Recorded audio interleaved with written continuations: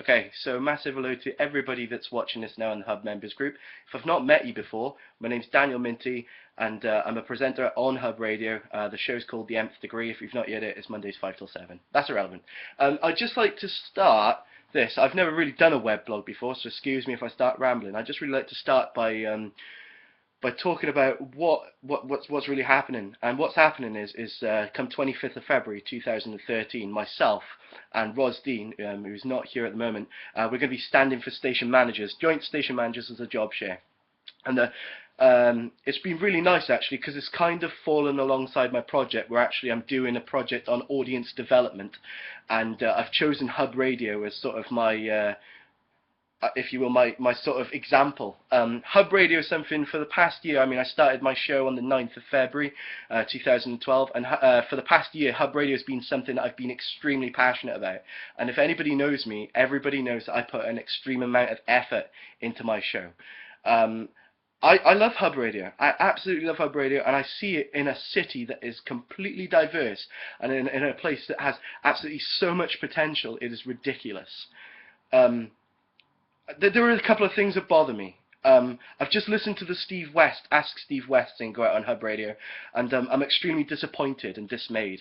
And the reason why is that I've been trying for so long to build myself and the show and Hub Radio and get us some interviews like Bullin' for Soup and big bands that are coming up like the 1975 and bands like that, so we can put ourselves on the map of Bristol and be like, listen to us because we're better than Heart. There's a massive pile of commercial bollocks and we are going to give you a reason to listen to us.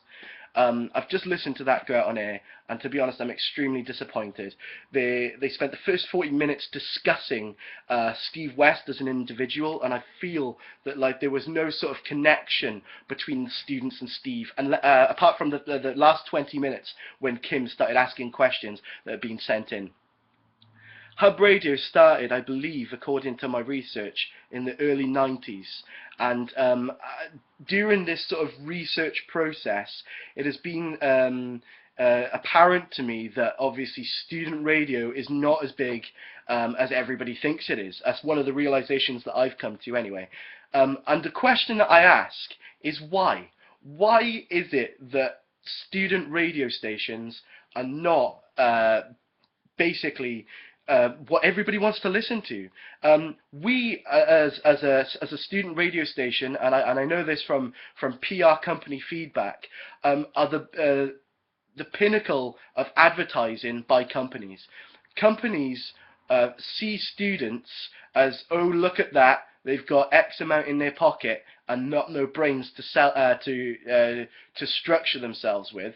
Let's throw deals out to students. And let's try and get some students in. We are not playing on that, and that's one thing that really bothers me, you know. We've got, I mean, this is why I'm doing the survey, this is why I've asked you for feedback, guys, is because we've got like 30,000 students, yeah, scattered around UWE at St Matt's, Barrow Ashton, Glenside, Frenchay obviously being the biggest part of that percentage, and then Hartpury, and apparently there's a campus in Swindon as well.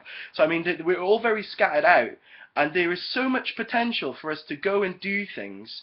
It is absolutely ridiculous the ratings that we are getting. Which brings me on to the next thing.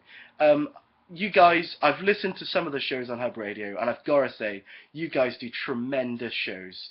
Honestly, I tune in now and again to different shows to try and differentiate myself around the schedule, and some of the shows that I've listened to are absolutely top quality. And we compare that then to the ratings, yeah? We compare that to the ratings that I have looked at, and I can honestly tell you that it does not do justice for the amount of effort that people put in. At times, I mean, reflecting on my own ratings and what I do on our show, I must say that at times it has sort of kicked me for six, and I've been like, I'm going to stop doing radio, I'm going to stop doing interviews, because obviously nobody's interested. Looking at the feedback that I've received already, I feel that everybody's on the same wavelength when we talk about awareness and the awareness of Hub Radio. And I feel that that is something that is obviously a problem. And when I come to do the survey starting Tuesday next week, that's one thing I hopefully want to try and address to people, during the survey is, why are you not aware of Hub Radio? What can we do to make you aware of Hub Radio? Did you know that Hub Radio has all this shit going on it? And basically, you're not listening and you're missing out because, for example, Charlie Roper had Scouting for Girls tickets, yeah? Nobody listened in. Scouting for Girls, all right, yeah, they're not everybody's cup of choice, but everybody really wants something that appeals to them. And I feel that Scouting for Girls in Bristol probably have a rather large proportionate audience. And I feel that the fact that Charlie wasn't able to successfully give away that prize really puts it to perspective on what kind of shit heap we are.